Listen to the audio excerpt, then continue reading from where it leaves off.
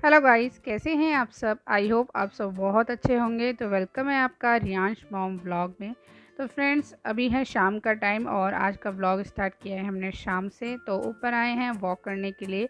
तो मौसम आजकल बड़ा सुहाना है, बारिश बहुत ज़्यादा हो रही है यहाँ पर। हमारे यहाँ पे बहुत ज़्यादा बारिश हो रही है।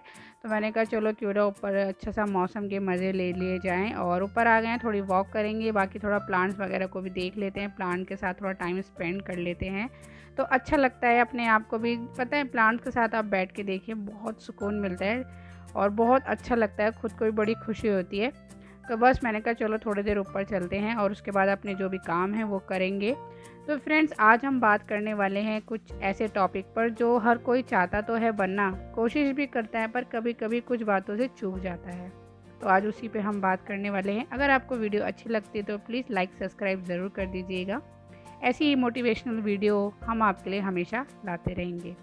तो आज का हमारा टॉपिक है, यदि आप भी बनना चाहती हैं अच्छी गृहिणी तो डाल लीजिए इन आदतों को। मतलब हमारी कुछ ऐसी हैबिट्स होती है जिनको अगर हम थोड़ा सा चेंज कर लेते हैं ना, तो हमारी ससुराल में भी हमारी इज्जत होती है, हमें ससुराल में सब लोग पसंद भी करते हैं। और जिन लड़कियों की शादी नहीं हुई है तो वो भी अगर इन आदतों को शादी से पहले डाल लें तो उनके ससुराल में उनकी रिस्पेक्ट काफ़ी बढ़ जाती है। तो चलिए, कौन सी ऐसी बातें हैं जिनकी आदत डालनी हमें ज़रूरी है। ये चीज़ आप शादी से पहले भी आदत डाल सकती हैं, जिनकी नई नई शादी हुई है वो भी कर सकती हैं। और जो ससुराल में चाहती है कि मान सम्मान मिले, कैसे हम स्मार्ट हाउसवाइफ बने, अपने घर में रहते हुए कैसे इज्जत पाएँ, तो वो भी कर सकती हैं। तो चलिए शुरू करते हैं। शादी के बाद हर महिला को लगता है कि वो एक अच्छी गृहिणी बनकर सभी का दिल जीत ले, लेकिन एक अच्छी गृहिणी बनना क्या इतना आसान होता है? एक अच्छी गृहिणी बनने का यह सफ़र बहुत लंबा होता है। महिलाओं को अच्छी गृहिणी बनने, सभी का दिल जीतने में सालों लग जाते हैं। इसलिए यदि आप भी विवाह होते ही अच्छी गृहिणी बनने के सपने देख रही हैं तो उसके लिए आपको अभी से तैयारी शुरू कर देनी चाहिए। एक अच्छी गृहिणी बनने के लिए ऐसे आपको कोई कठिन काम नहीं करना है, बस अपनी छोटी मोटी आदतों में परिवर्तन करना है। आइए जानते हैं कि वह कौन सी आदतें हैं जिनको जीवन में शामिल करने से आप बन सकती हैं एक अच्छी गृहिणी, यानी कि स्मार्ट हाउसवाइफ। तो हमारी सबसे पहली बात आती है सभी की इच्छाओं का ख्याल रखना या सभी की इच्छाओं का ध्यान रखना। हमें सभी की इच्छाओं का सम्मान करना आना चाहिए, जो न केवल हमारे संबंधों को मजबूत करता है बल्कि एक पॉजिटिविटी वातावरण भी हमारे घर में बनाए रखता है। यह गुण विशेष रूप से गृहिणियों के लिए महत्वपूर्ण है, क्योंकि वह परिवार के सदस्यों के साथ प्रतिदिन संपर्क में रहती हैं, क्योंकि घर में वही पूरे दिन रहते हैं ना हर किसी के साथ। तो उनके लिए बहुत ज़्यादा ज़रूरी है कि हमें कैसे अपने घर में हर किसी की इच्छा, हर किसी का ध्यान रखना है और उसके जीवन को बेहतर बनाने में एक प्रमुख भूमिका निभाती है। सबसे पहले इच्छाओं का सम्मान करने के लिए अवश्य यह है कि हम सभी को ध्यान से सुने। सुनने की कला हमें दूसरों की भावनाओं और आवश्यकताओं को समझने में मदद करती है। जब हम किसी की बात को ध्यान से सुनते हैं ना, तो हमें उनकी समस्याओं और इच्छाओं का सही तरीके से समझ में आता है और उनके अनुसार ही हम कार्य कर पाते हैं। यह न केवल परिवार के सदस्यों को महत्व देता है, बल्कि आपके आत्मसम्मान को भी बढ़ाता है। हमारा दूसरा पॉइंट आता है एडजस्ट करना। ज़िद पर ना अड़े रहें, एडजस्ट करें। यदि घर में कोई आ जाता है तो ज़िद पर ना अड़े रहें कि अपना बेड शेयर नहीं करूँगी, ये चीज़ें मैं शेयर नहीं करूँगी। अच्छी गृहिणी बनना है तो अपने दिल को अभी से बड़ा कर लें। खुशी खुशी चीज़ों को शेयर करें। कोई खाने की चीज़ है, यदि थोड़ी बची है तो दिमाग लगाएं कि किस तरह से ये सबके हिस्से में आ जाए, क्योंकि ससुराल में हमें सबको एक साथ लेके चलना पड़ता है। सबकी, जैसे कि मैंने बताया, इच्छाओं का ध्यान रखना पड़ता है। तो ये चीज़ों की जिम्मेदारी हमारे ऊपर आ जाती है, इसलिए हमें थोड़ा सा एडजस्ट करना ज़रूरी है चीज़ों पे, क्योंकि कभी कभी कुछ चीज़ ऐसी भी हो जाती हैं जिसमें अपना दिल मार कर भी वो चीज़ें हमें करनी पड़ती है। तो ससुराल में अगर आप हैं और चाहते हैं मान सम्मान, तो थोड़ा एडजस्ट करना होना चाहिए, चाहे वो किसी भी चीज़ में हो। तो अब बात करते हैं नेक्स्ट पॉइंट की। सभी की बात को समझें। हमें अपने घर में छोटा सदस्य हो या बड़ा सदस्य हो, सभी की बातों को सुनना और समझने का प्रयास करना चाहिए। अपनी दिनचर्या को प्रतिदिन देखें और पता करें कि आप घर के किस किस सदस्य को आप कितना समय देते हैं। माता पिता की बातों को ध्यानपूर्वक सुनें। आपके सास ससुर हैं, आपके पति हैं, उनकी बातों को ध्यानपूर्वक सुनें। उनकी किसी भी बात पर चिड़चिड़ा या गुस्सा ना करें।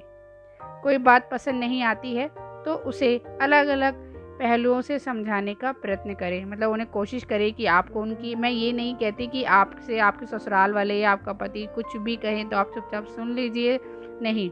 अगर वो आपसे कुछ कहते हैं तो आप पहले सुन लीजिए वो क्या कहना चाहते हैं। उसके बाद अगर आपको कोई बात पसंद आती है या नहीं भी आती है तो फिर वो आप अपनी बात को रखिए, गुस्से से नहीं, प्यार से, क्योंकि गुस्से से कोई काम नहीं होता है। इस आदत से आप बहुत जल्दी एक अच्छी गृहिणी बन सकती हैं। तो देखिए फ्रेंड्स, यहाँ पे आ गए हैं मशीन वगैरह लगाने के लिए और मेरे को अभी खाना भी बनाना है, तो ये दोनों काम मैं एक साथ ही करूँगी। खाना भी बनाऊँगी, साथ के साथ मशीन का काम भी देखती रहूँगी। तो सही है ना, इसे एक से दो काम हो जाएंगे एक ही टाइम पे। तो ये एक समझदार गृहिणी की एक पहचान ये भी होती है कि हम ज़्यादा से ज़्यादा काम निपटा सकें अपने घर के एक ही टाइम पे, जिससे कि हमारे काम भी ईज़िली हो जाते हैं और हमारा समय की भी काफ़ी बचत हो जाती है।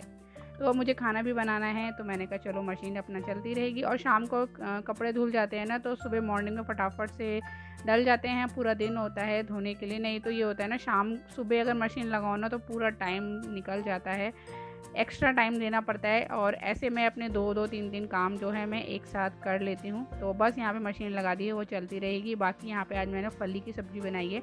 मुझे फली की सब्ज़ी ने बहुत ज़्यादा टेस्टी लगती है, तो मैं ग्रीन भी है और कहते हैं ना ग्रीन वेजिटेबल भी खानी चाहिए और टेस्टी भी लगती है, तो मैं अक्सर बनाती ही रहती हूँ। तो चलिए फ्रेंड्स, आते हैं अपने टॉपिक पर। हम बात कर रहे थे स्मार्ट हाउसवाइफ, एक अच्छी गृहिणी, शादी से पहले, शादी के बाद, या आपकी शादी को कई साल हो चुके हैं तो क्या करें। तो बस उसी टॉपिक पे अब बात करते हैं। तो 3 टॉपिक्स तो मैं आपको बता चुकी थी, तो अब बात करते हैं नेक्स्ट टॉपिक की। तो हमारा नेक्स्ट टॉपिक है ना कहना और सुनना सीखें। आपको ना कहने के तरीके आने चाहिए। हो सकता है आपके मायके में या आपकी शादी से पहले आपको घर में किसी भी बात के लिए ना कहता हो तो आप सामने वाले व्यक्ति से रूठ जाती हो या रूठ जाती थी।